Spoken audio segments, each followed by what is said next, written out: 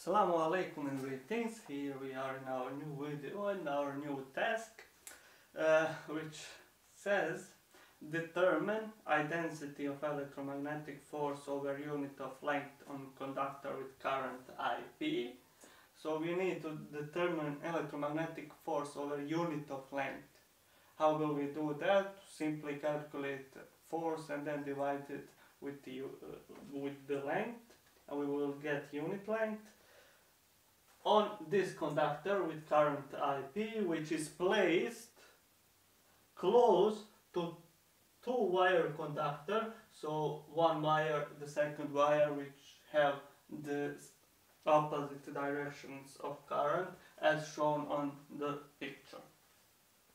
And we need to calculate the resultant vector. And we will do that. Now, firstly, what we need to know, we have our coordinate system, we have formula for force.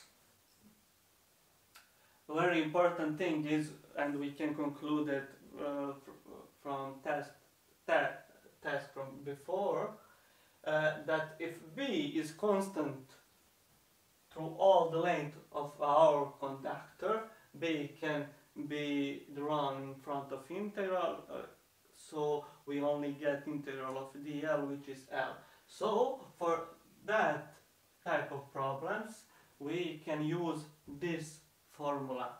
If magnetic field, magnetic flux density is constant through all the length of our conductor, then we can use this formula. No need for integral. The next thing which we need to do is to determine the directions of fields and such. What do we have here? What forces do we have on this conductor? So, if we have a conductor, we already know from this formula, with some current and length L, in a magnetic field we will have force on that conductor. What magnetic fields do we have? Here, in this case, we have two magnetic fields, magnetic flux density. So, we have this conductor, which will create its own magnetic flux density. And because of this, we will have a force on a conductor. Also, this conductor will create its own magnetic field, which means we will have another force on this conductor. So our total force on this conductor will be the sum of those two forces. In order to determine the direction of the forces, etc., we will need to know the direction of magnetic fields. This assignment, this task, this problem, many of these problems you can solve strictly mathematically by doing vector product, cross vector product calculation, not presenting visually the direction of forces in magnetic field. But once again, I remind it, for us it's very important even to see, to know, to understand the directions, to visually see it, to present it visually, to understand it. Not only purely calculation on paper. So you choose how will you do it. I always prefer this and always will do that. Firstly, we will determine the magnetic field. So we have this current, infinitely long conductor, where the current flows from the table towards you. It means that this conductor will create its magnetic field, circles of magnetic field around it. So if we need at this point, so the circle at this point will be, because it is a parallel to him, it means it will be something like this, a circle, but because it is a parallel to him, the direction of our magnetic flux density is the tangent at this point. So, because the direction of current is towards you, we use the right hand rule, and we can see that the direction of a magnetic field is that this magnetic field is in this direction. So this is B1. So if we need here, it means that it is a tangent here and it is in Y direction. So this is B1.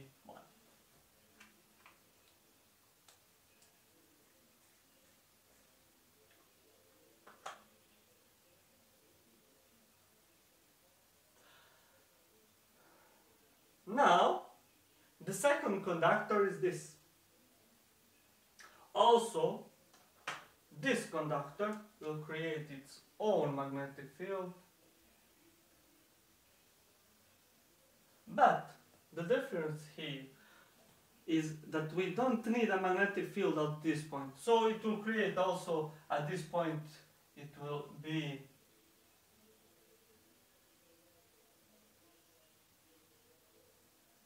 the circle like this. But very important thing is that we don't calculate, we don't need our magnetic field at this point. If we have calculated at this point, it would mean that the magnetic field has this direction or this, only one component. But it asks from us to determine here, but here the tangent isn't this. It is this way or this way. How will we determine? First, we determine the direction of a magnetic field, so it's this way the direction, which means at this point, or here, it is the tangents, which means it's like this. This is our magnetic field. So, the tangents, it means this is our magnetic field P2. Now, I will erase all of these circles.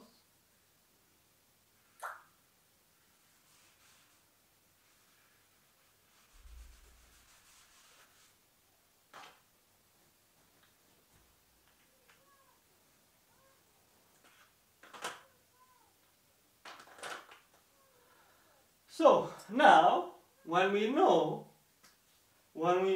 draw the direction of our magnetic field, we need to draw a direction of each force. So this conductor creates a magnetic field, magnetic flux density B1, and it will create a force on this conductor. Let us determine the force. How do we determine it? Well, we have that our B is up in a y-axis, but our DL is in this direction towards the apple. So I will rotate this towards you so you can imagine what I'm doing. And we need to rotate the L vector, which is in the direction of a current. So this is L in a shorter, using right hand rule, in a shorter way towards B. If I do that, if I rotate, curl my fingers in that direction, my thumb will tell me, determine the direction of force. So the direction of my force is this. So this is my F1. But the next case is, once again, I have a conductor, L, vector L, in a direction of a current, which goes to the table. But now I have B. But my B is not like this. If it was like this, I would rotate this, and I will get that my vector F, my force, is directly like this. It has only one component. But because it is under some certain angle, very important thing, it is like this. So here I have this surface. But if I rotate this, these two vectors create a surface under an angle. And so this surface, and I need once again to rotate DL with B, So in order to rotate it, I must rotate it with this angle as my B is. So I will get that my force, second force of this conductor, has this direction. I cannot rotate it directly. Why? Because this is B under some certain angle. I must rotate this under the angle, so I get my force D here. And this force,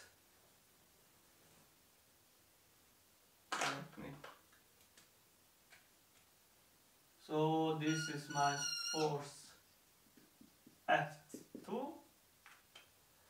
And this force, as we know, the resultant vector of the cross product of two vectors is perpendicular, it's normal, so it has a 90-degree angle to this.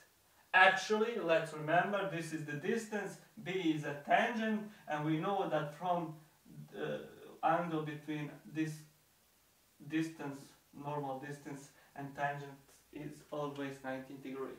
You remember from previous tasks. But what will happen now? Okay, I see that this force has only one component, which is an X component. But this force has two components. So I will draw that here. So it has, this is one component, and this is F2x, which has the opposite direction than the positive direction of an x. And this is the second component, it is y component, it is F2y. Why this is important? It's important for us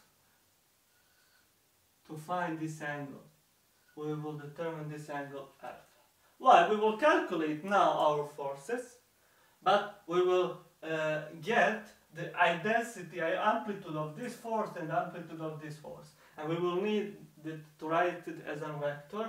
So we will need to determine this component, and we will do that by knowing this angle and this amplitude. So let's go now and firstly calculate F1.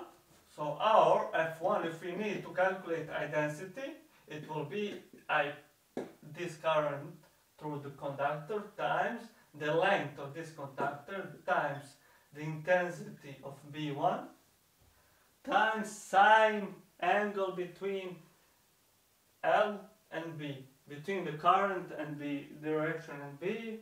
In this case, this is always 90 degrees. So the sine is 1. It means our formula is this, but B1 is, as we know, okay, we have infinitely long conductor, we need to calculate on distance here D, so our B will be mu0 I, because I creates this magnetic field, divided with 2p times the distance is D in this case.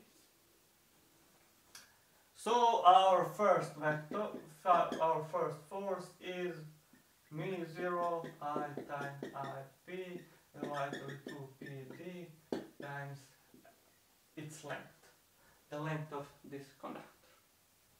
Okay, if we want to write this as a vector, okay, we see that F1 is directed in a positive direction of an axis. And the unit, of course, is mu. Now we need to calculate the second force, which means we will use the formula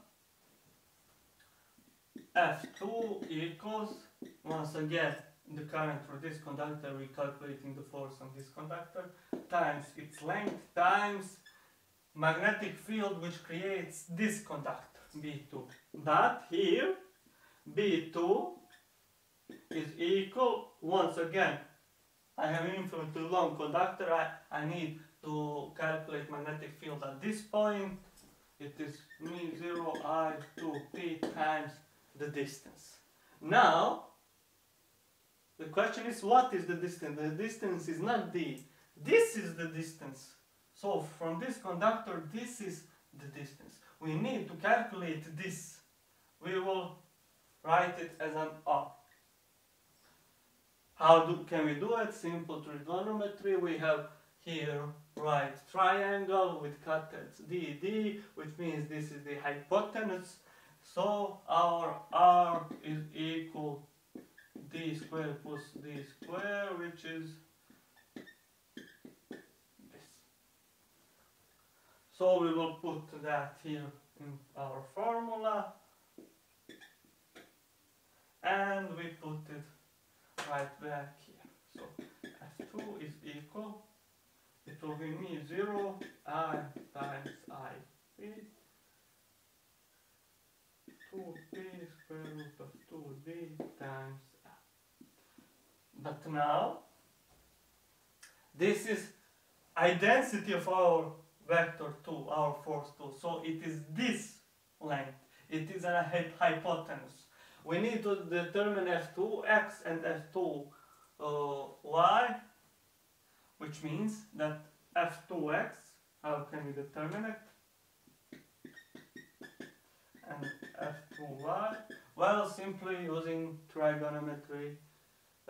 We know that cosine of alpha is the adjacent side divided with the hypotenuse, which means that F2x will be cosine alpha times F2 hypotenuse, and F2 epsilon is, we know that the sine of this angle is the opposite side divided with the hypotenuse, which means this will be sine alpha times F2.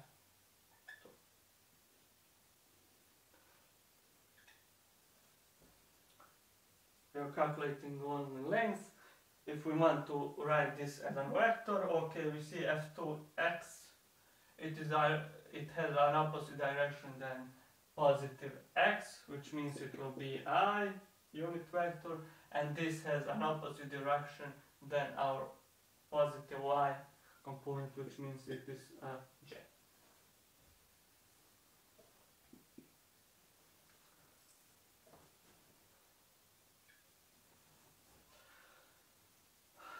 So now only thing we need to do is to determine angle alpha.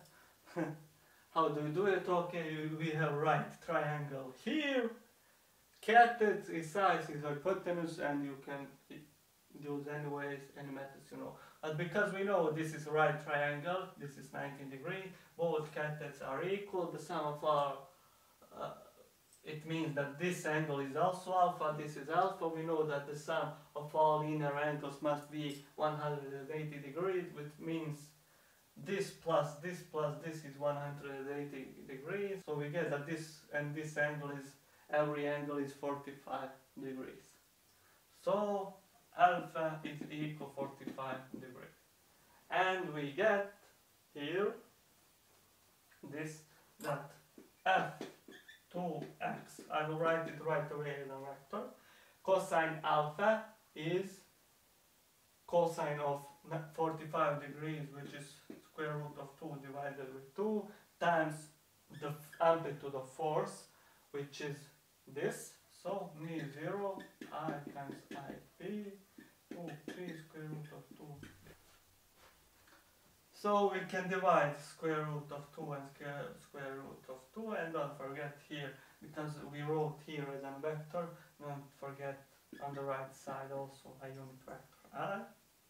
So we will get F2x is equal me 0 I times IP divided 2 times 2 is 4p d times f, and unit vector I.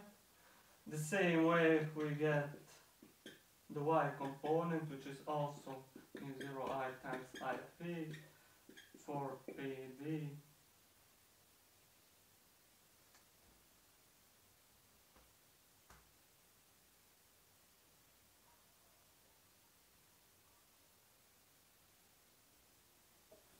times L unit vector minus j. we have our first vector, which means that our vector f2 is actually equal fx, which is minus mu0 I times ip 4pd times L times I, and minus j, so mu0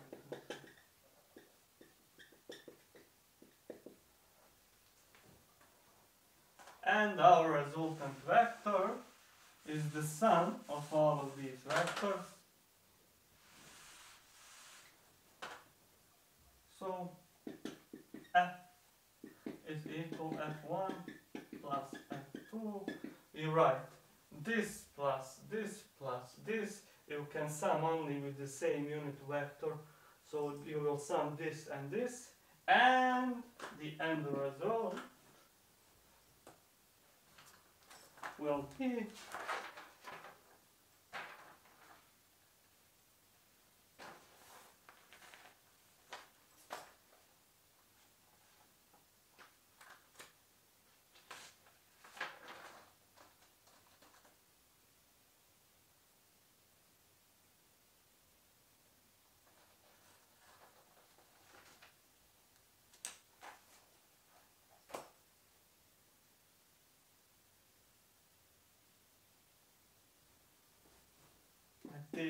this is it.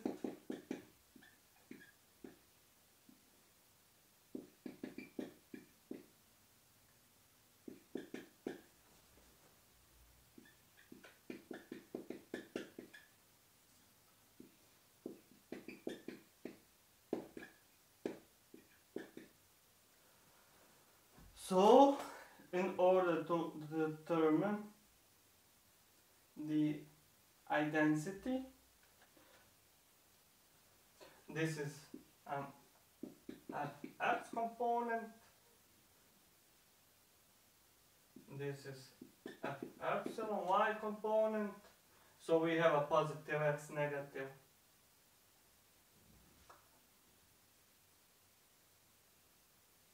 epsilon. It means this is our resultant vector. Okay, this is an fx, this is fy, and we need to determine f. Our f, we will determine it as an f equals square root its amplitude. We have already determined the vector. Now we will determine the amplitude and fx. So we take only this square root plus fy square root. But the very important thing is that we need to determine the unit. But it says unit of electromagnetic force over units of length. So we have our electromagnetic force, we need to determine it over unit of length. How will we determine that? Well, that is this f divided with f. So we will only lose this, it will be ip times e 4pd mu0 I minus this without f. And you can find its own also intensity. So that would be it. Thank you for watching and see you in the next video.